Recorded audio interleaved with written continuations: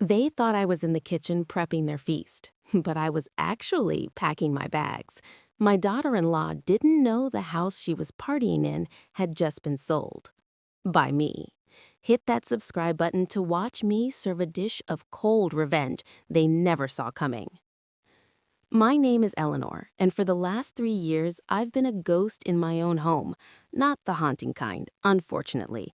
No, I'm the kind that does laundry, scrubs toilets, and cooks 3 meals a day while being entirely invisible to the people eating them.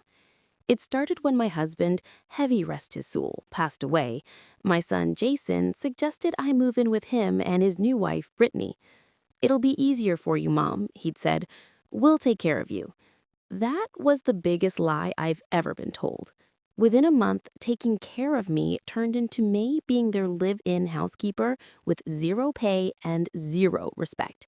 I'm 70 years old, but in this house, I'm treated like a rebellious teenager who needs to earn her keep. It was a Tuesday afternoon, the kind of humid Florida day that makes your clothes stick to your skin. I was on my knees scrubbing the grout in the hallway because Brittany said it looked dingy when I heard the front door slam. Brittany stormed in, talking loudly on her phone, her heels clacking against the hardwood floors I had just polished. She didn't even glance at me. To her, I was just part of the furniture, something to be stepped around. "No, totally," she was saying, her voice dripping with that fake Valley Girl accent she put on for her friends. "I told him we have to do it. It's going to be iconic, like the event of the summer." She hung up and marched into the kitchen. I pulled myself up, my knees popping in protest, and followed her. I knew that look. She wanted something. She was leaning against the granite island, scrolling through Instagram, ignoring the fresh pot of coffee I just brewed. "Eleanor," she said, without looking up. She never called me Mom. "We need to talk about the 4th of July." I sighed, wiping my hands on my apron. "What about it, Brittany? Jason said you two were going to your parents' lake house." "Change of plans," she said, finally looking at me with those cold, calculating blue eyes. "My parents are renovating the lake house, so I decided we're hosting the annual block party here.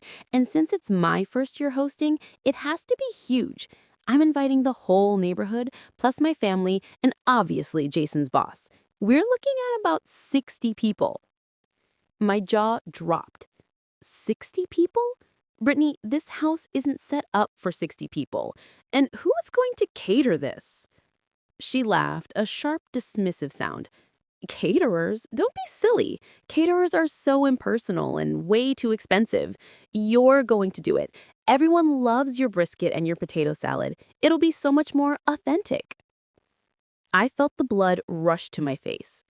"Brittany, I'm 70 years old. You cannot expect me to cook for 60 people in the middle of July. It's too much." She rolled her eyes, inspecting her manicured nails. "Stop being so dramatic. It's just a barbecue. You're home all day anyway, doing nothing. It'll give you something to focus on besides watching your soaps. Honestly, you should be grateful. It's a chance for you to contribute to the household for once." Contribute. The word hung in the air like a foul smell. I paid the property taxes. I paid the utilities. I bought the groceries she was currently snacking on. The house was in my name, though they acted like they owned the deed. Jason had convinced me to let them move in to save money for their own place. But 3 years later, they hadn't saved a dime. Instead, I saw Amazon packages arriving daily. Designer clothes, high-end makeup, gadgets they used once and discarded. "I'm not doing it," I said, my voice shaking slightly. "I am not your servant, Brittany." She slammed her hand down on the counter, making me jump. "Excuse me? You live here rent-free, Eleanor. You eat our food. You use our internet. The least you can do is help out when we need you. Jason works his butt off, and I have my brand to manage. You have zero responsibilities." Her brand was an Instagram page with 3,000 followers where she posted pictures of coffee art and outfits she couldn't afford.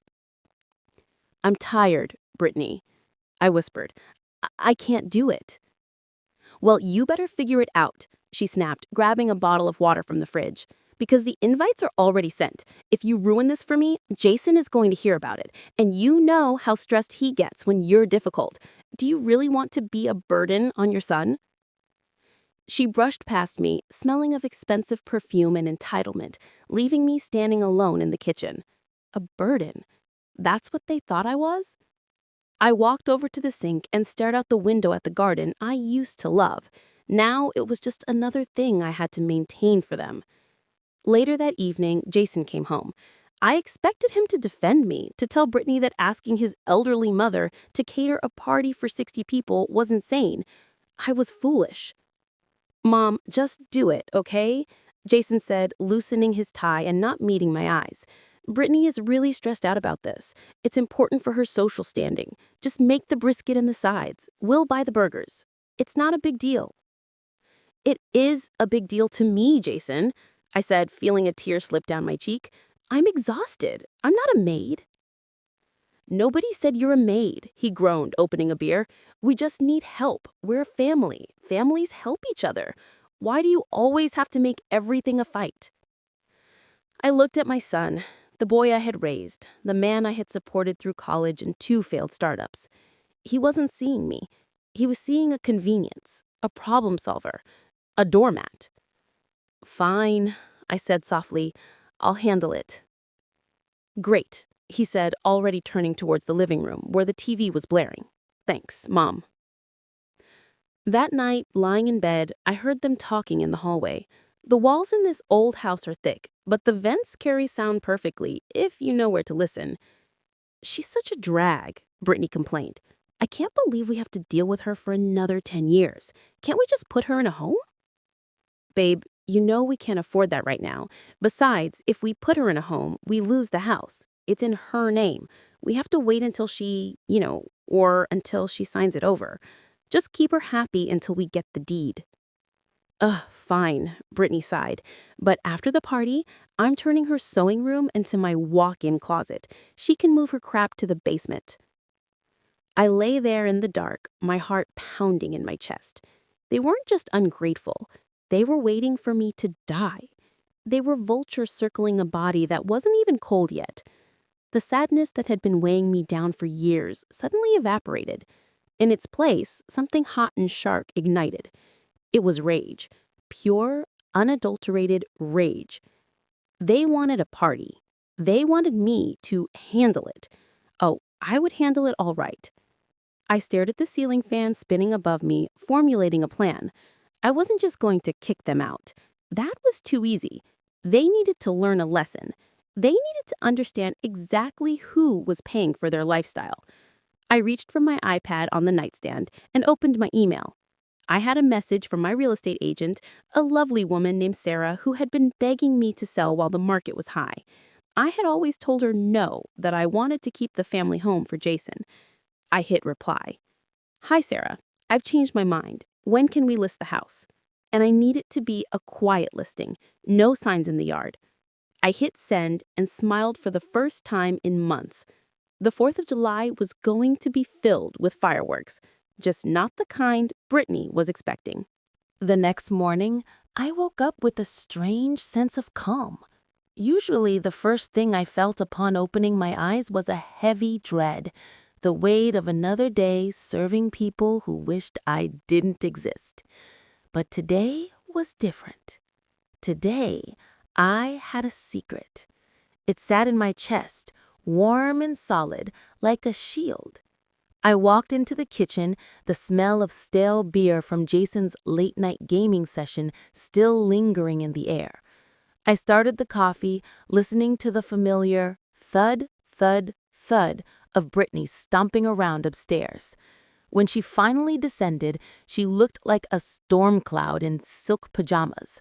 She didn't say good morning. She simply shoved her phone in my face. "Look at this," she commanded. "I saw this on Pinterest. We need a balloon arch, a red, white, and blue balloon arch over the front door. And not a cheap one, Eleanor. I want the matte finish balloons, not the shiny ones. Those look tacky." I took a sip of my black coffee, looking at the picture. It was elaborate and likely cost $300. "That looks lovely, Brittany. I'll see what I can do." She narrowed her eyes, suspicious of my sudden compliance. "And don't forget, Jason's boss is vegan. You need to make a separate main course for him. Jackfruit pulled pork. And make it look real, or he'll feel singled out. Of course, I said, offering a tight smile. Jackfruit. Got it. Good, she huffed, pouring herself a cup of coffee and leaving the mess on the counter. I'm going to get a facial. I'm literally so stressed out about this hosting gig. You have no idea how much pressure I'm under. I can only imagine, I murmured as she grabbed her keys and left. As soon as her car pulled out of the driveway, I was in motion. I called Sarah, my realtor. She picked up on the first ring. Eleanor, I got your email. Are you serious? You really want to sell? Dead serious, Sarah, I said, keeping my voice low, even though the house was empty. But there are conditions. It has to be a pocket listing. No sign in the yard, no Zillow blast until it's done. My son and his wife, they can't know. Not yet. Sarah paused. She had known me for 20 years. She knew how much I loved this house. Is everything okay, Elle? Everything is going to be perfect, I replied, but I need a cash buyer and I need a quick close. I want to be out of here by the second week of July. Okay, she said, her professional tone kicking in. The market is hot. Inventory is low. If the price is right, I can make some calls to investors today. I can probably get you a sight unseen offer if we price it aggressively. Or I can bring one or two serious buyers by when the house is empty.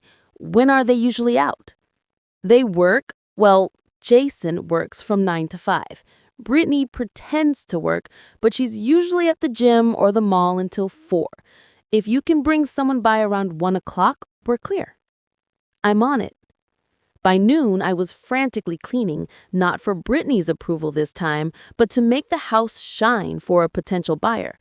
I hid the piles of ASOS packages Brittany had left in the hallway and wiped down the baseboards. At 1 p.m. sharp, Sarah pulled up in a nondescript sedan, followed by a black SUV. A tall man in a suit stepped out. He didn't look like a family man, he looked like money. He walked through my house quickly, tapping walls, checking the HVAC unit, barely looking at the decor. He was a developer. Solid bones, he muttered to Sarah. I'd probably gut the kitchen, knock down this wall, open concept. Hearing him talk about destroying my kitchen, the kitchen where I taught Jason to bake cookies, where my late husband and I danced to the radio, should have hurt. But strangely, it didn't. That kitchen was now Brittany's domain of demands. Let him gut it. Let him burn it down for all I cared. I'll take it, the man said, turning to me. Cash offer, 20 grand over your asking price if we can close in 14 days. My heart skipped a beat. 14 days. That would land the closing date exactly on July 5th, the day after the party. Deal, I said steadily. Excellent, Sarah beamed. I'll have the paperwork drawn up digitally. Eleanor, check your email in an hour. You can sign everything on your iPad. No paper trail lying around. They left as quickly as they came.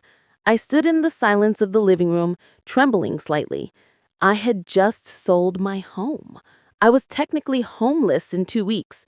It was terrifying but exhilarating. When Jason came home that evening, the house was filled with the smell of slow roasting brisket. I was testing a recipe, or so I told them. The truth was, I was celebrating.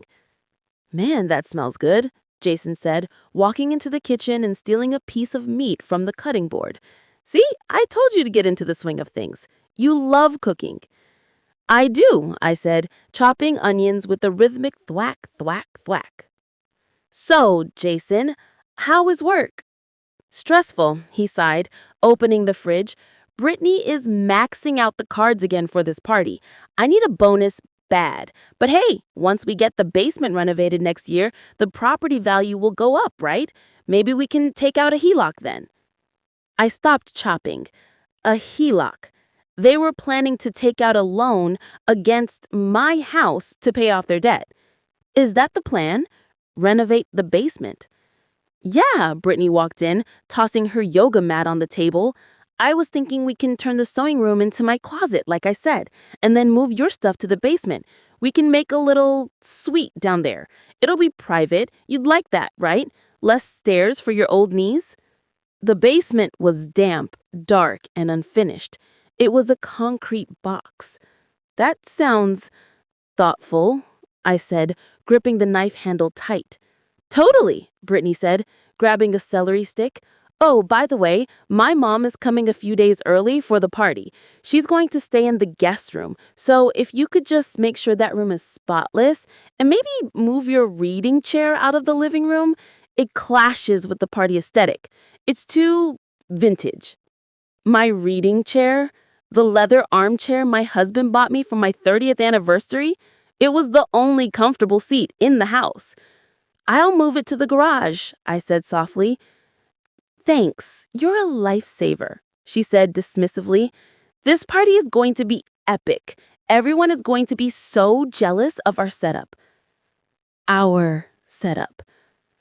I went to my room that night and opened my iPad. The email from Sarah was there. Purchase agreement. I scrolled through the legalese, the numbers, the dates. July 5th. Closing at 10 a.m. Possession to be handed over immediately. I verified my identity. I tapped the screen. I signed my name. Eleanor Vance. It was done. The clock was ticking. They had 10 days until the party and 11 days until they were on the street. The next week was a blur of preparation. I was the perfect soldier. I ordered the biodegradable confetti Brittany wanted. I marinated 50 pounds of meat. I scrubbed the patio until my hands were raw. Every time Brittany snapped her fingers or rolled her eyes, I just smiled. You're in a weirdly good mood, Jason commented 2 days before the party. He was watching me polish the silver.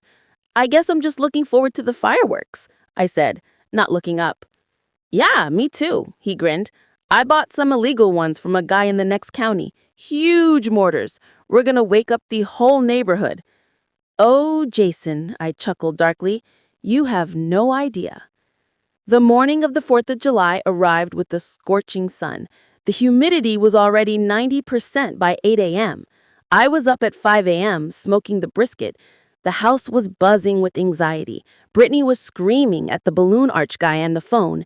Jason was trying to fix a leak in the guest bathroom that he had ignored for months. Eleanor, Brittany shrieked from the living room, why are the napkins ecru? I said white, pure white. These look dirty.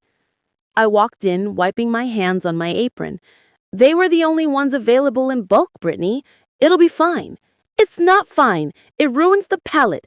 She threw the package of napkins on the floor. God, why do I have to do everything myself? You are useless. The room went quiet. Jason looked up from his phone but didn't say a word. He didn't defend me. He never did. I looked at the napkins on the floor. Then I looked at Brittany, red-faced and sweating in her designer romper. Pick them up, I said.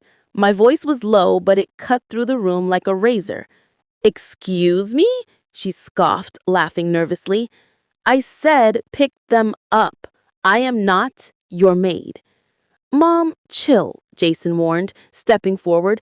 She's just stressed. Don't start this now. The guests will be here in 3 hours. I took a deep breath. Not yet. I couldn't blow it yet. The papers were signed, but the closing wasn't until tomorrow. I had to hold it together for 24 more hours. I bent down, my joints popping audibly, and picked up the napkins. You're right, I said, straightening up and forcing a smile that didn't reach my eyes. I'm sorry, Brittany. I'll go see if I can bleach them. Brittany smirked, victory written all over her face. That's what I thought. Hurry up. My family will be here soon, and I don't want you looking like a rag muffin. Go change into something presentable, but stay in the... By 2 p.m., my driveway looked like a used car lot for people who lease luxury vehicles they can't actually afford. The Florida sun was beating down with a vengeance, turning the asphalt into a frying pan, but that didn't stop Brittany's guests from piling in. The first to arrive was Brittany's mother, Sharon. If you ever wondered where Brittany got her sunny disposition and inability to hear the word no, look no further. Sharon swept in wearing a caftan that looked like it cost more than my first car, immediately wrinkling her nose as she stepped into the foyer. "It smells like smoke," she announced, bypassing a hello. "That would be the hickory smoked brisket your daughter demanded," I said, wiping a bead of sweat from my forehead. I had been standing over a hot stove for 6 hours. "Well, try to ventilate," Sharon sniffed, fanning herself with a clutch purse. "It's clinging to the upholstery." "Brittany, darling, Mommy's here." They squealed and hugged in the living room while I lugged a 20-pound tray of ice toward the patio. The backyard had been transformed. The matte finish balloon arch looked like a giant patriotic caterpillar attacking the back door. Brittany had rented high-top tables and scattered them around the pool, which I had spent 2 hours skimming that morning. As the guests filtered in, the noise level rose. It was a sea of pastel polo shirts and boat shoes. I recognized a few neighbors who gave me pitying smiles as I circulated with a tray of appetizers, but mostly it was Jason's work colleagues and Brittany's squad. I was invisible. I was the help. "Excuse me," a young woman with heavy contour makeup snapped her fingers at me. "We're out of napkins over here, and this white wine is getting warm." "I'll get right on that," I said, taking her empty glass. "Thanks, and can you bring some sparkling water? With lime. Not lemon, lime." I walked back to the kitchen, my legs throbbing. Jason was standing by the fridge, grabbing a beer. He looked flush, manic almost. "Mom, you're killing it," he said, slapping my shoulder a little too hard. "Boss is loving the food. He thinks we hired a professional chef." "I am a professional, Jason. I was a head cook at the high school for 30 years. Yeah, you know what I mean." He waved me off. "Hey, keep the beers coming, okay? I'm kind of butter him up for that promotion. If I get VP, we can finally put in that pool heater Brittany wants." I almost laughed. A pool heater and a house that belonged to a stranger as of tomorrow morning. "Sure, Jason. Good luck." I went back out with the fresh wine and the limes. The party was in full swing now. The music was thumping, some repetitive pop song that made my teeth ache.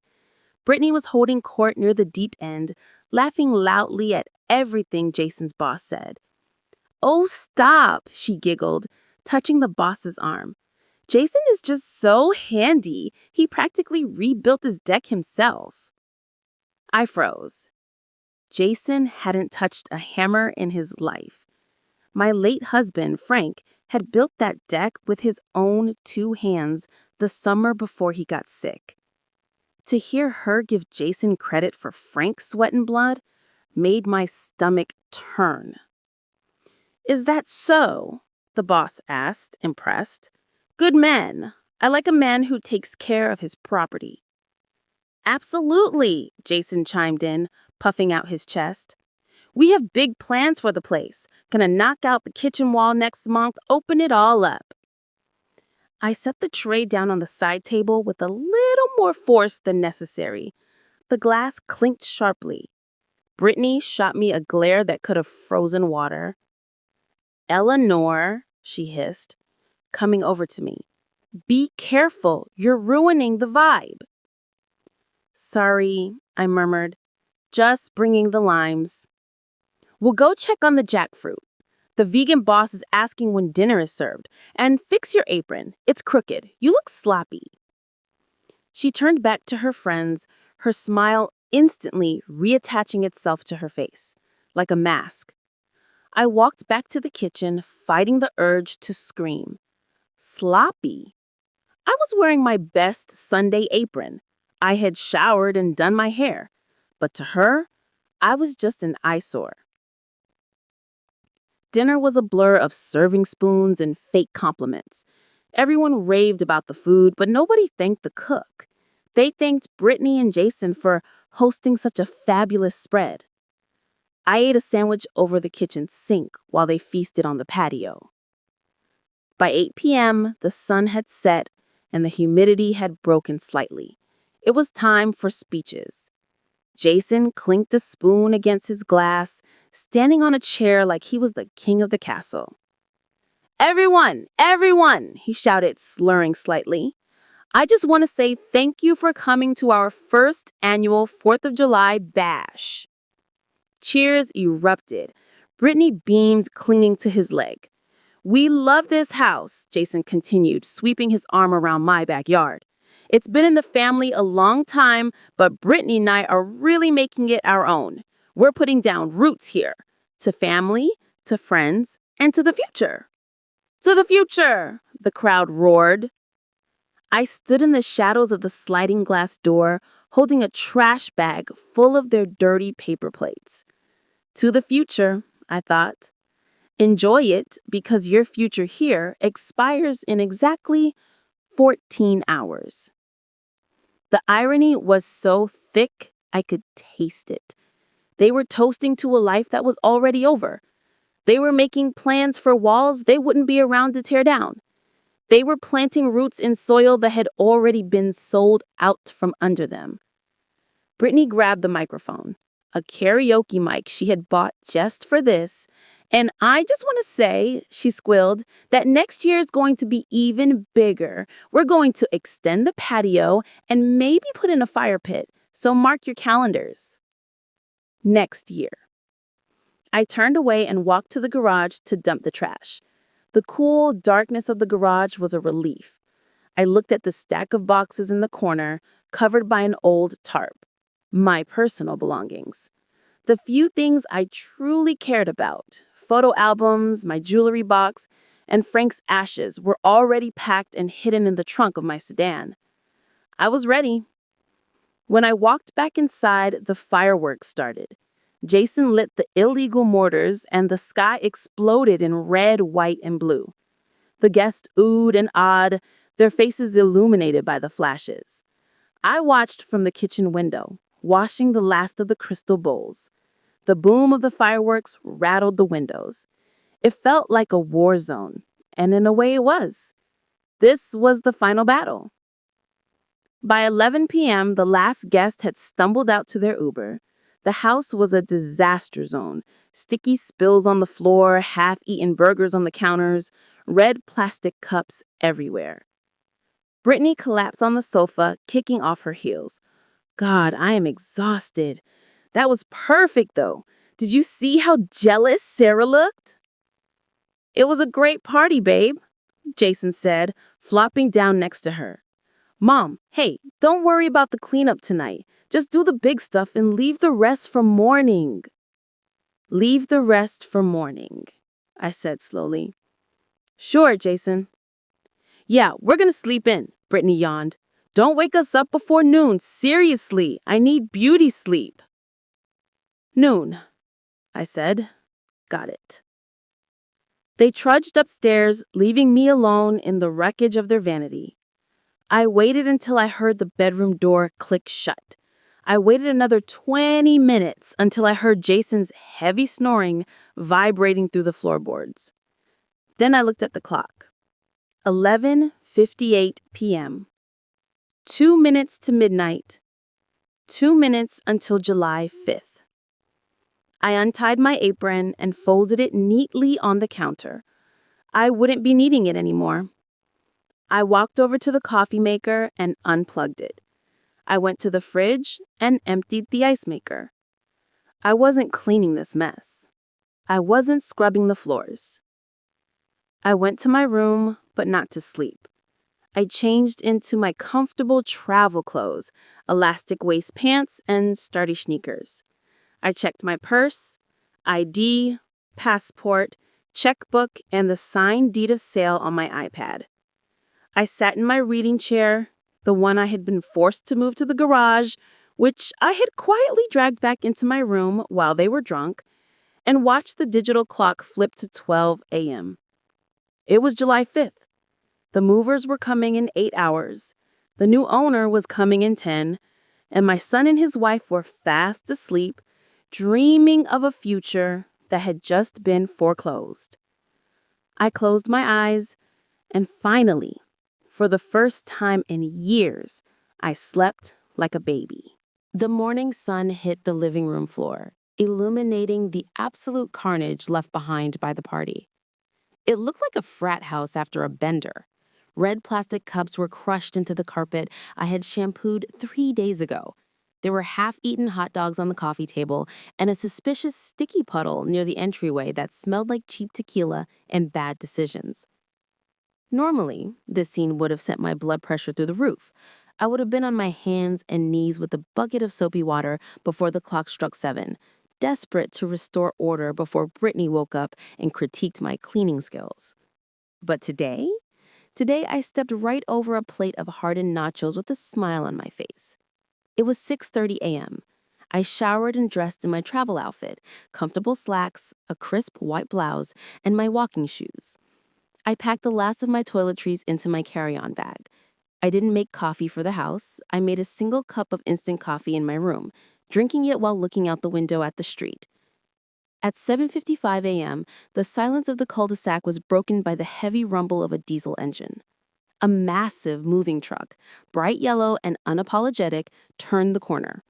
It backed into the driveway with that piercing, rhythmic beep, beep, beep that sounds like a countdown to disaster. I grabbed my purse and walked downstairs. I opened the front door just as the foreman, a burly guy named Mike, hopped out of the cab. "Morning, Mrs. Vance," Mike said, clipboard in hand. "We're right on time." "Good morning, Mike," I replied, my voice steady. "The driveway is clear. You can back it right up to the porch. We need to move fast." "You got it. Crew, let's go," he shouted. 3 other men jumped out of the cab. They didn't tiptoe. They marched into the house with dollies and packing blankets, their work boots thudding against the floor. The noise was glorious. It was the sound of industry. It was the sound of consequences. I directed Mike to the living room. Start with the sofa and the love seat, then the dining table, then the china cabinet.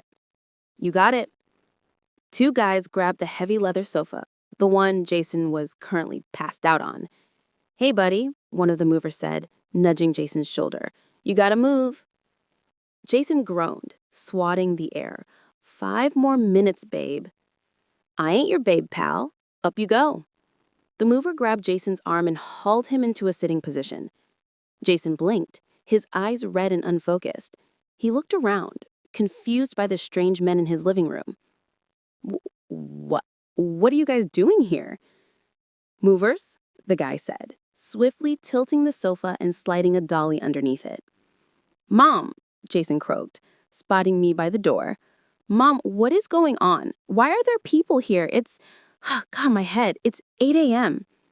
"Actually, it's 8:05. I checked my watch. "You're burning daylight, Jason." "But why are they taking the couch?" He stumbled to his feet, nearly tripping over a beer bottle. "Wait, is this where the basement? Brittany said we were moving your stuff to the basement, but I didn't think you'd start this early. And why are they taking our couch?" "Your couch?" I raised an eyebrow. "I bought that couch at Haverty's 5 years ago. I have the receipt."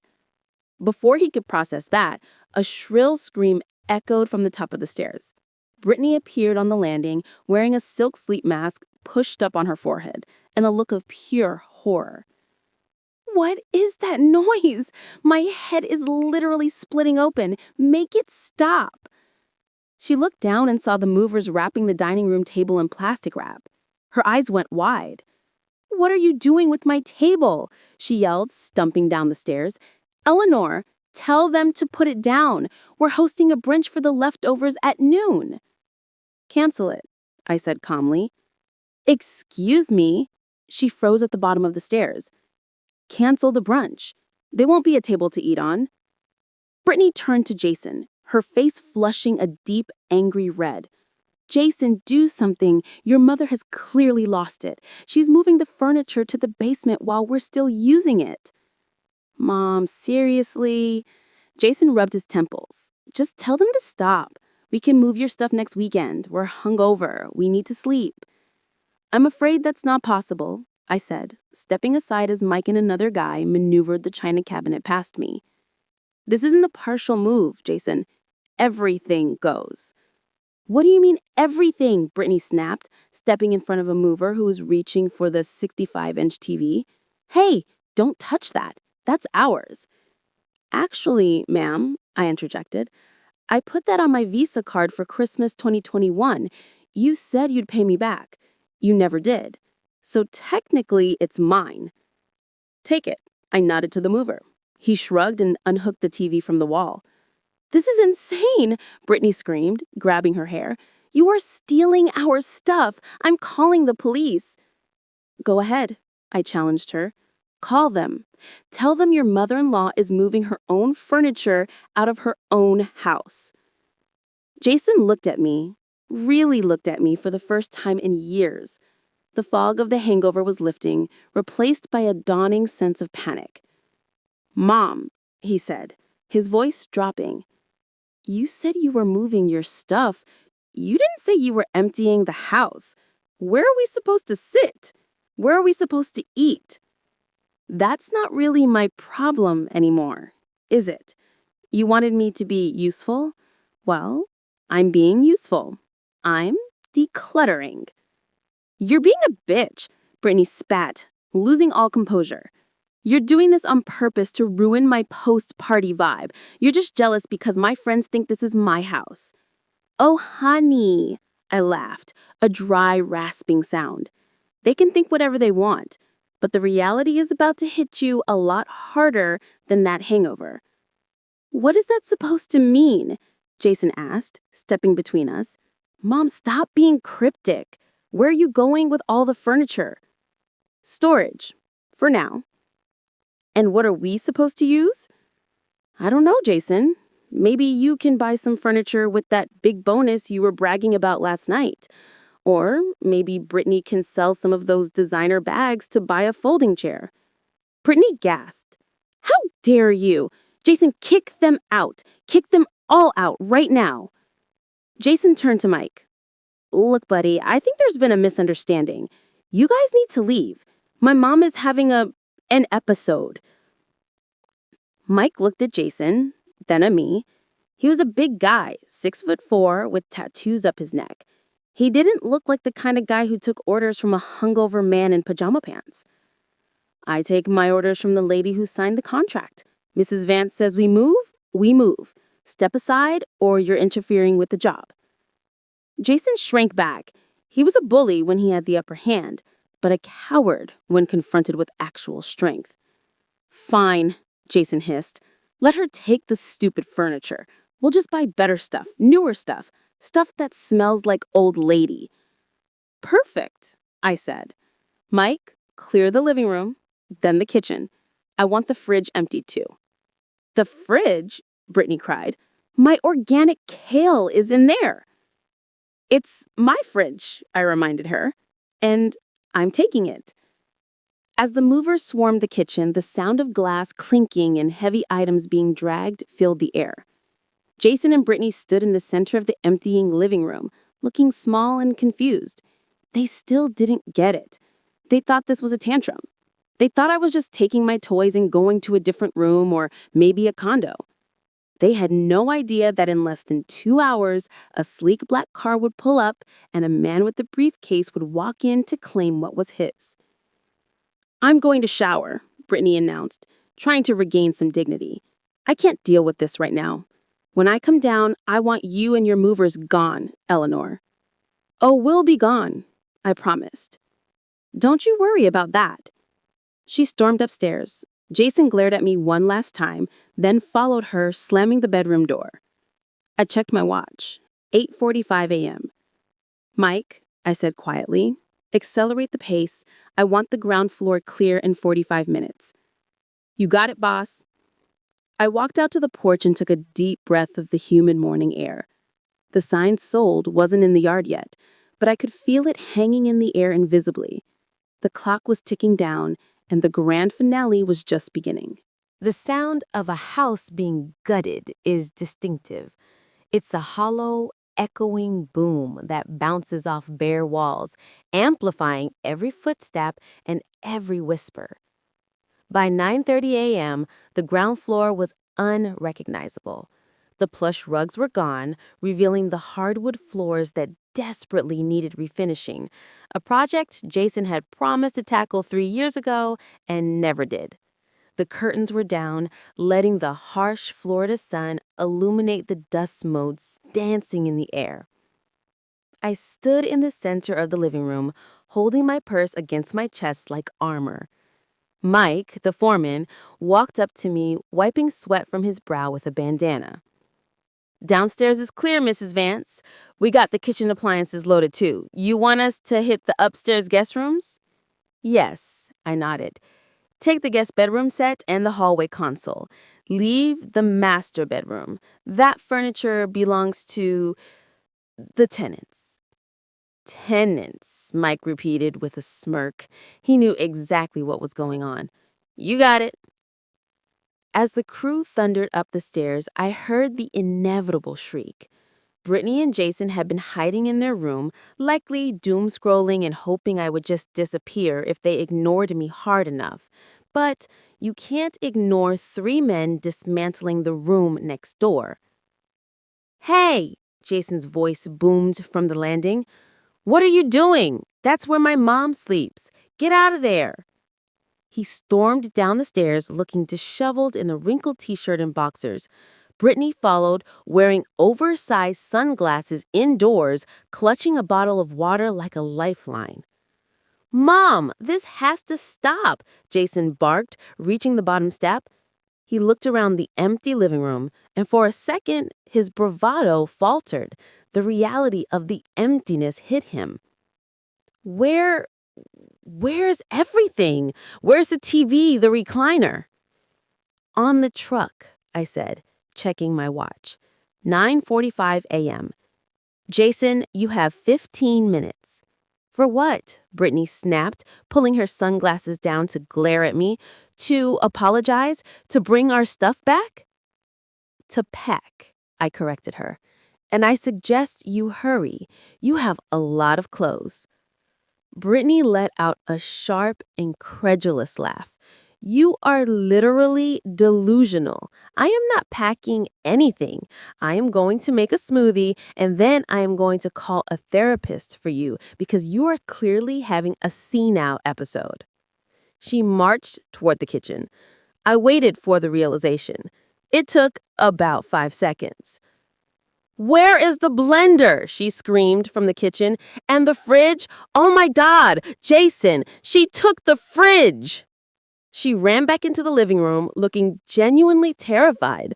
There was a hole in the wall where the fridge used to be. Who does that? Who takes a refrigerator? "I told you," I said calmly. "I'm taking everything that belongs to me." "But we need to eat," Jason yelled, his face turning purple. "We live here." "Not anymore," I said softly. The words hung in the empty air, heavy and final. Jason froze. Brittany's mouth opened, but no sound came out. "What did you say?" Jason whispered.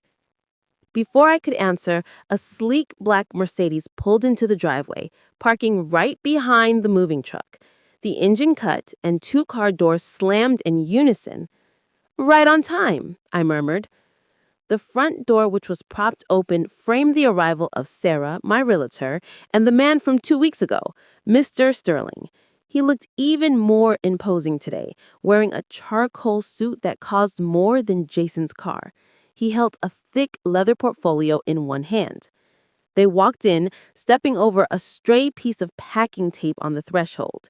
Sarah was nervous, her eyes darting between me and the confused couple on the stairs. Mr. Sterling, however, looked around with the air of a man surveying his new kingdom.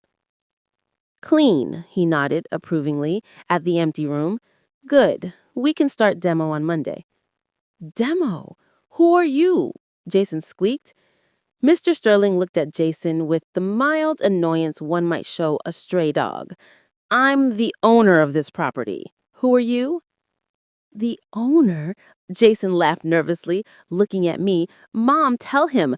Tell him this is your house. Tell him to get out. I stepped forward, pulling the envelope from my purse. The deed, the closing papers.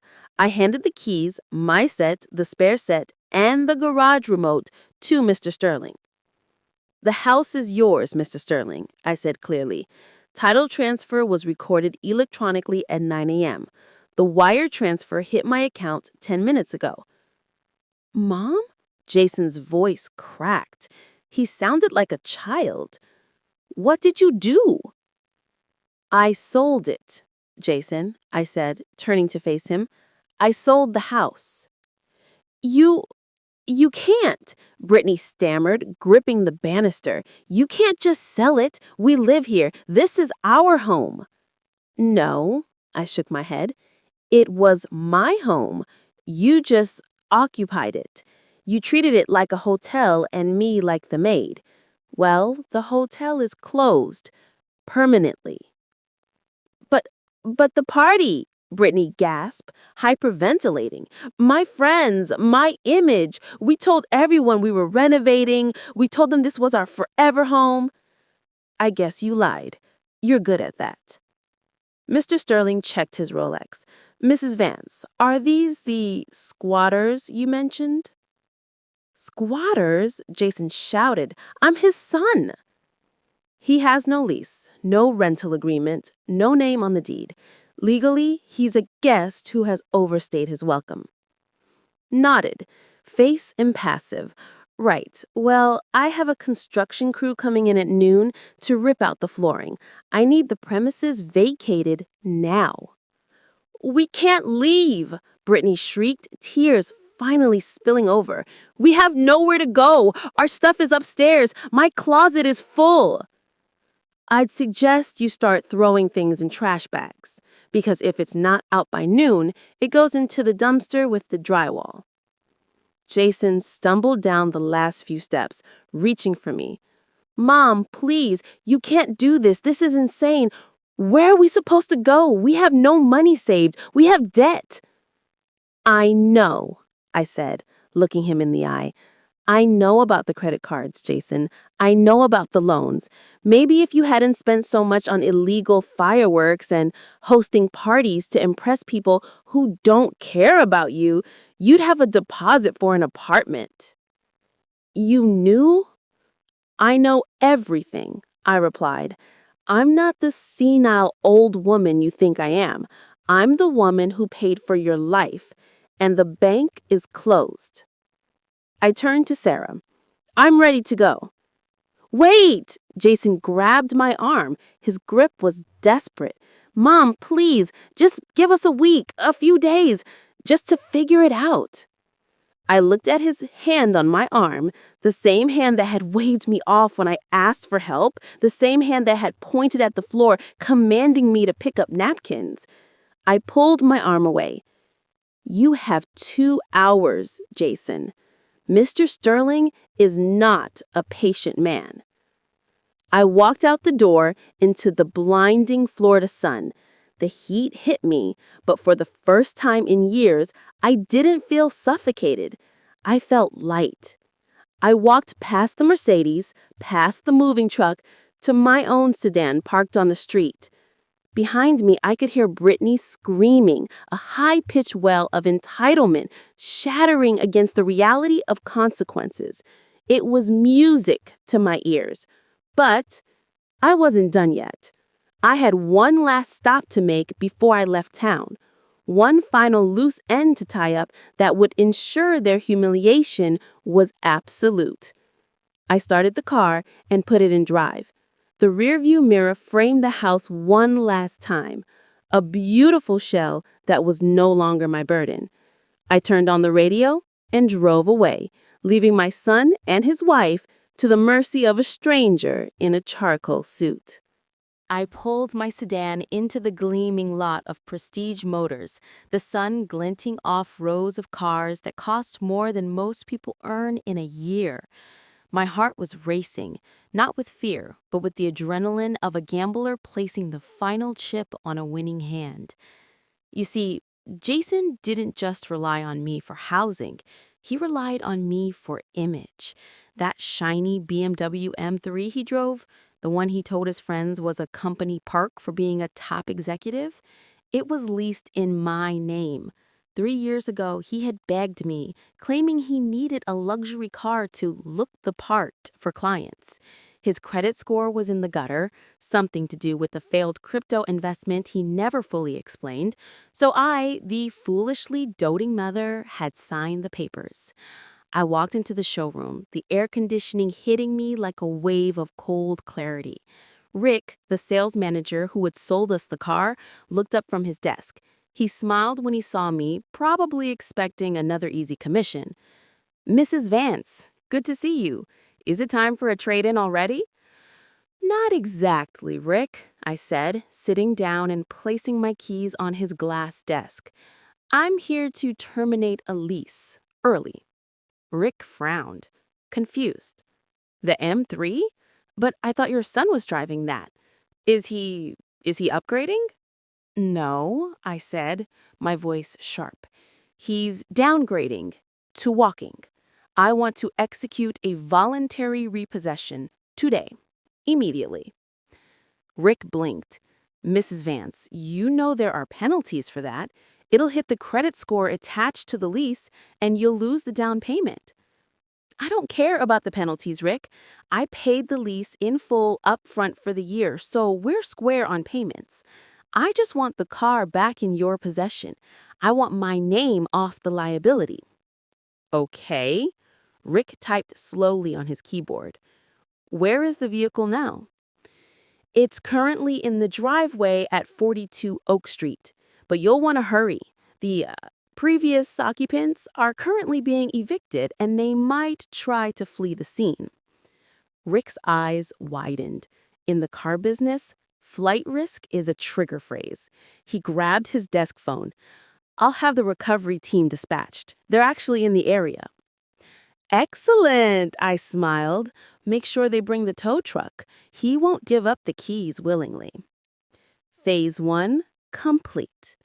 I walked back to my car and drove 2 blocks to the mobile carrier store. This was a smaller errand, but arguably more vicious. In 2024, cutting someone's data is like cutting off their oxygen. I walked in, bypassed the line of teenagers looking at new iPhones, and went straight to the counter. "I need to cancel 2 lines on my family plan," I told the representative. "Jason Vance and Brittany Vance." "Okay, let me pull that up," the girl said, popping her gum. "Reason for a cancellation?" "They're old enough to pay their own bills," I said. "Terminate them. Effective immediately. No grace period." "Done." She tapped the screen. "Service will cut out in about 5 minutes." "Perfect." I left the store and found a little bistro with outdoor seating. I ordered a glass of iced tea and a Cobb salad. Then I propped my phone up against the sugar dispenser and opened Instagram. I didn't have to search hard. Brittany was live. The notification popped up. Brittany_V_lifestyle is live. We are being scammed. Help. I tapped on it. The video feed was shaky. Brittany was standing on the sidewalk in front of Mr. Sterling's house. She was crying, but it was that practiced influencer crying where she made sure the light still hit her cheekbones. Mascara ran artfully down her face. "You literally won't believe this," she sobs into the camera. "We are victims of a massive real estate scam. This guy just showed up and said he owns our house. He threw us out. He stole our furniture. We're literally on the street." The comments were flying by. "OMG, stay safe, babe. Sue him. Where is Jason?" "Jason is right here." She panned the camera to Jason, who was sitting on the curb, head in his hands, surrounded by garbage bags filled with their clothes. He looked broken. "We don't know what to do. My mother-in-law's missing. We think he might have done something to her to get the deed." I let out a loud laugh, startling the waiter bringing my tea. She was insinuating I had been kidnapped? The audacity was breathtaking. We need legal aid, Brittany continued, wiping her nose. If anyone knows a lawyer, please DM me. We're going to fight this. This is our home. We built this life. Just then, in the background of the video, a large flatbed truck rolled into the frame. It had Prestige Motors Recovery stenciled on the side in bright orange letters. Brittany didn't see it at first. She was too busy reading comments. Thank you for the gifts, guys. We really need the support right now. But Jason saw it. He stood up, his face going pale. No, he heard me say through the phone speaker. No, no, no. What? Brittany turned around, the camera panning with her. The tow truck driver hopped out, ignoring Jason, and began hooking up the BMW M3. Hey, Jason screamed, running toward the car. You can't take that. That's my car. Repo, the driver shouted back, his voice faint but audible. The leaseholder terminated the agreement. Leaseholder? Brittany shrieked, the camera shaking violently. Eleanor? Eleanor did this? The chat on the live stream went wild. Wait, the mill leased the car? LMAO repo man? I thought he was a CEO. This tea is piping hot. Jason, do something, Brittany yelled, chasing the truck as it began to lift the BMW. My ring light is in the trunk. Jason! Jason was banging on the driver's side window of the BMW, but it was locked. The truck hoisted the car into the air. The symbol of their fake success, their wealth, was dangling helplessly against the blue Florida sky. This can't be happening, Brittany wailed, turning the camera back to her face. She looked unhinged. She's ruining us. Suddenly, the video froze. The little loading circle spun in the center of the screen. Then a message appeared. Live video ended. I took a sip of my iced tea. The data plan had just cut out. They were on the curb. They were homeless. They were carless. And now they were offline. I sat back watching the digital silence, savoring the flavor of absolute victory. But there was one final thing I needed to do. I needed to leave town, but not before I sent a little parting gift to the one person who might actually be able to help them and who would make their lives a living hell while doing it. I pulled up my contacts and found the number for Sharon, Brittany's mother. I hit call. It was time to spill the tea to the matriarch. The phone rang twice before Sharon picked up. I could picture her perfectly, lounging by her pool in Boca, probably holding a martini, completely oblivious, but her social standing was about to take a massive hit. Eleanor, she answered, her voice dripping with that fake, sugary politeness she reserved for people she considered beneath her. To what do I owe the pleasure? I'm actually in the middle of a Reiki session. You might want to set up for this, Sharon, I said, cutting straight to the chase. I'm calling to let you know that your daughter and my son are currently sitting on the curb at 42 Oak Street. They are homeless. There was a pause, a long, heavy silence. Excuse me? Homeless? Is this some kind of sick joke? Brittany told me you were renovating. Brittany lied, I said, taking a calm bite of my Cobb salad. Brittany lies about a lot of things, Sharon. She lied about the renovations. She lied about Jason's promotion. He's actually on a performance improvement plan. And she certainly lied about their finances. Finances? Sharon scoffed, though I could hear the tremor of panic in her voice. My daughter married a successful executive. They are doing just fine. They have $50,000 in credit card debt, Sharon. Mostly yours. Or rather, spent trying to impress you. That BMW? Repossessed 10 minutes ago. Their phones? Disconnected. The house? Sold by me. Because I was tired of funding their delusion. You kick them out? In this heat? I didn't kick them out. I sold my asset. They are adults. Surely, with all that success Brittany posts about on Instagram, they can afford a hotel suite? I am coming down there right now, Sharon. This is abuse. I am going to call my lawyer. You do that. But if I were you, I'd save the legal fees for their bankruptcy filing. Oh, and Sharon, bring a big car. They have a lot of trash bags. I hung up. I didn't just leave it there. I wanted to see it. I wanted to witness the finale. I finished my lunch, tipped the waiter generously, using cash that I didn't have to hide from my son anymore, and got back in my car. I drove back toward Oak Street, parking a safe distance away, hidden by the shade of a large oak tree.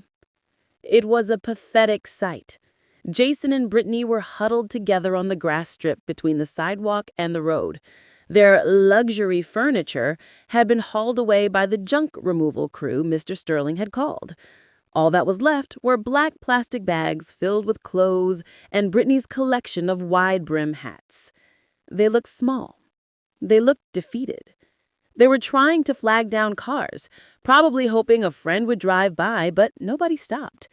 In this neighborhood, failure was contagious, and nobody wanted to catch it. About 20 minutes later, a white Range Rover screeched around the corner. It was Sharon. She didn't park politely. She slammed the brakes, mounting the curb with one tire. She jumped out, not with open arms, but with a finger pointed like a weapon. I rolled down my window just a crack to hear the show. "You idiots!" Sharon screamed, her voice echoing down the street. "You lied to me. You told me you bought this house." "Mom, please," Brittany wailed, running toward her. "Eleanor's crazy. She stole everything." "She told me about the debt, Brittany." Sharon slapped her hand away. $50,000? Is that true? Did you max out the cards I co-signed for? Brittany froze. The color drained from her face. It was for the brand, Mom. We were going to make it back." "Get in the car," Sharon hissed, looking around to see if the neighbors were watching. "Get your trash and get in the car. You're coming back to Boca and you are going to work in my father's warehouse until every cent is paid off. No phones, no Instagram, no parties." "But Mom," Brittany sobbed, "I'm an influencer." "You are a fraud," Sharon shouted. "Now load the bags." I watched as Jason, my son, meekly began tossing bags into the back of the Range Rover. He looked up once, scanning the street, looking for me, looking for his safety net, looking for the woman who had fixed every mistake he'd ever made since he was a toddler. But I wasn't there. Not for him. He spotted my sedan down the street. Our eyes locked for a second across the asphalt. I didn't wave. I didn't smile. I just put my car in gear. I saw his shoulders slump as he realized that the Bank of Mom was closed forever. He climbed into the back seat of his mother-in-law's car, effectively trading one master for another. He had refused to be a man, so now he would be treated like a child. I drove away. I didn't look back in the rearview mirror. I hit the interstate and headed south. The air conditioning was cold, the music was loud, and my bank account was flush with the proceeds of the sale. I wasn't going to a nursing home. I wasn't moving into a basement. I had booked a one-way ticket to Italy departing from Miami International tonight. I had always wanted to see the Amalfi Coast. Frank and I had talked about it for years, but never went because we were always saving for Jason's college, Jason's wedding, Jason's first house. Well, Jason was Sharon's problem now. I rolled the window down as I hit the highway speed, letting the wind mess up my hair. For the first time in 3 years, I wasn't Eleanor the maid, or Eleanor the cook, or Eleanor the invisible mother-in-law. I was Eleanor Vance, and I was finally, beautifully selfish.